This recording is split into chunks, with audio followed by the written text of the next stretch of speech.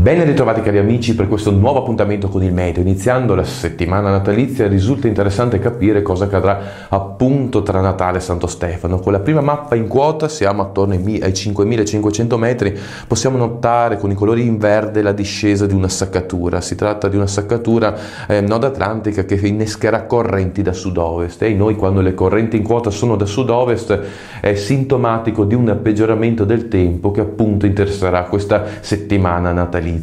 Direi che dopo un lunedì tutto sommato tranquillo, martedì con le primissime precipitazioni avremo un mercoledì giorno di Natale con parecchie piogge molto intense sui settori alpini, cadrà anche parecchia neve oltre 1000 metri e piogge anche sui settori liguri. Per quanto riguarda Santo Stefano invece tutto si sposterà verso est e sud, quindi Friuli Venezia Giulia con piogge e nevicate sui monti, tutto sempre molto abbondantemente, precipitazioni intense e abbondanti anche sui settori tirrenici e sulla Sicilia.